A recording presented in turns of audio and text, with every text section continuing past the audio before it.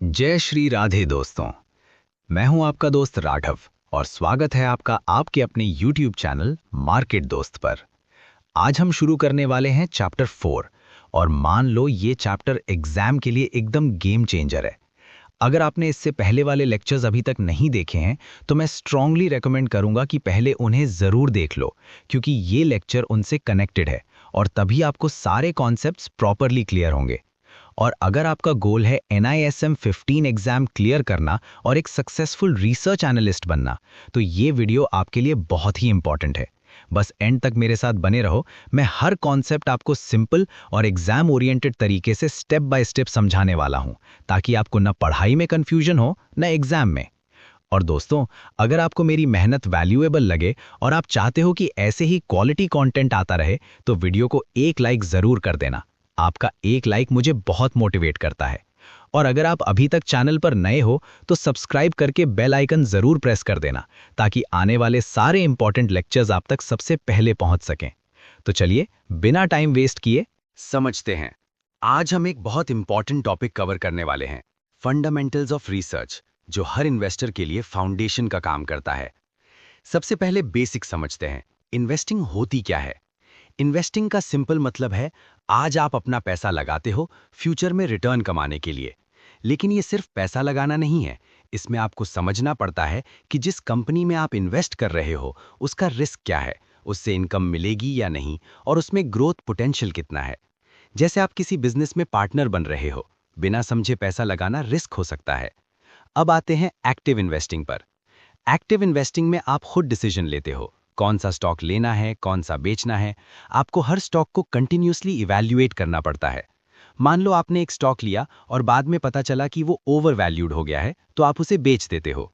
ये अप्रोच थोड़ी मेहनत वाली है, लेकिन यहाँ आपको मार्केट को बीट करने का चांस मिलता है। अब समझते हैं पैसिव इन्वेस्टिंग। ये बिल्कुल ऑपोजिट है। यहाँ आप इंडिविजुअल स्टॉक चूज नहीं करते, आप पूरा इंडेक्स खरीद लेते हो, जैसे निफ्टी या सेंसेक्स। मतलब जो भी कंपनीज उस इंडेक्स में हैं, आप उन सब में इन्वेस्ट कर लेते हो। आपका गोल सिंपल होता है, मार्केट जितना रिटर्न दे उतना ही कमा लेना। ये बिगिनर्स के लिए काफी सेफ और सिंपल स्ट्रैटेजी मानी जाती है। अब बात करते हैं रिसर्च की, जो इन्वेस्टिंग का हार्ट है। रिसर्च एनालिस्ट का काम दो पार्ट्स में होता है, रिसर्च और एनालिसिस। रिसर्च मतलब इंफॉर्मेशन कलेक्ट करना और एनालिसिस मतलब उस इंफॉर्मेशन को समझकर डिसीजन लेना। जैसे किसी कंपनी का एनुअल रिपोर्ट, वो इंफॉर्मेशन का ट्रेजर होता है। लेकिन सिर्फ पढ़ना काफी नहीं, उसको डीपली एनालाइज करना पड़ता है। और कई बार सिर्फ एनुअल रिपोर्ट से पूरी पिक्चर क्लियर नहीं होती। अब एक इंपॉर्टेंट कॉन्सेप्ट, इनसाइडर इंफॉर्मेशन और मोज़ेक अप्रोच।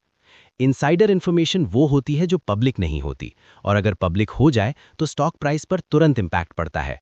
इसका यूज करना इलीगल है। दूसरी तरफ मोज़ेक अप्रोच है।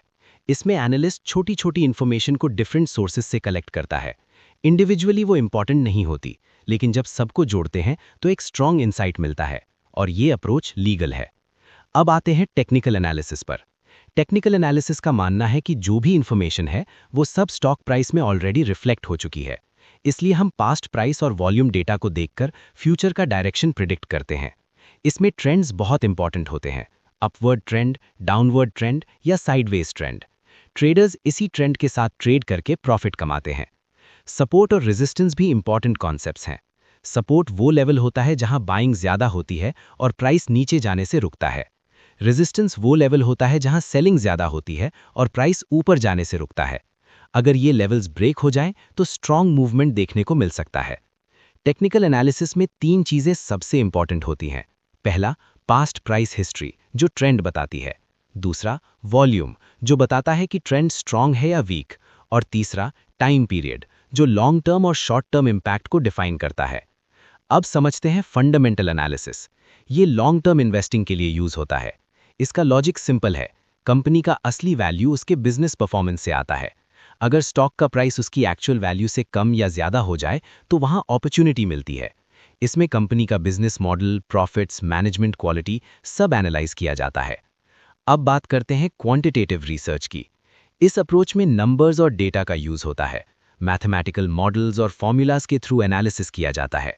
ये टेक्निकल और फंडामेंटल दोनों में यूज हो सकता है। लेकिन प्रॉब्लम ये है कि पास्ट डेटा हमेशा फ्यूचर को परफेक्टली रिप्रेजेंट नहीं करता। क्योंकि मार्केट कंडीशंस और अकाउंटिंग रूल्स चेंज होते रहते हैं। और लास्ट में बिहेवियरल अप्रोच, ये सबसे इंटरेस्टिंग पार्ट है। कई बार हम लॉजिकल डिसीजन नहीं लेते, इमोशंस से लेते हैं। फियर में हम जल्दी सेल कर देते हैं, ग्रीड में ओवर बाय कर लेते हैं, ओवर कॉन्फिडेंस में गलत ट्रेड्स ले लेते हैं। इसी वजह से हम ऑप्टिमल डिसीजन नहीं ले पाते। तो ओवरऑल समझें, इन्वेस्टिंग सिर्फ नंबर्स का गेम नहीं है, ये रिसर्च, एनालिसिस और ह्यूमन साइकोलॉजी का कॉम्बिनेशन है। अगर आप इन तीनों को समझ गए तो आप एक स्मार्ट और कॉन्फिडेंट इन्वेस्टर बन सकते हो। तो दोस्तों, आज के वीडियो में हमने जो भी कॉन्सेप्ट्स कवर किए वो आपके NISM XV एग्जाम के लिए बहुत ही इंपॉर्टेंट है। अगर आपने इस वीडियो को ध्यान से समझा है तो समझ लो आपका बेस काफ़ी स्ट्रांग हो चुका है और अब आप नेक्स्ट लेवल की प्रिपरेशन के लिए रेडी हो। अगर आपको इस वीडियो से थोड़ी सी भी वैल्यू मिली हो तो वीडियो को लाइक ज़रूर कर देना, और अगर आपको इसके नोट्स चाहिए हों तो सिंपली कमेंट में लिख देना नोट्स, मैं आपके लिए अरेंज कर दूंगा। और दोस्तों, अगर आप सीरियस हो NISM एग्जाम क्लियर करने को लेकर तो चैनल मार्केट दोस्त को सब्सक्राइब करके बेल आइकन प्रेस कर लो, ताकि आने वाले सभी इंपॉर्टेंट लेक्चर्स आप तक सबसे पहले पहुंच सके। और हाँ, इस वीडियो को अपने उन दोस्तों के साथ शेयर ज़रूर करो जो NISM एग्जाम की प्रिपरेशन कर रहे हैं, ताकि उनका भी कॉन्सेप्ट स्ट्रांग हो सके और आप सब साथ में ग्रो कर सको। मिलते हैं नेक्स्ट वीडियो में एक और पावरफुल लेक्चर के साथ।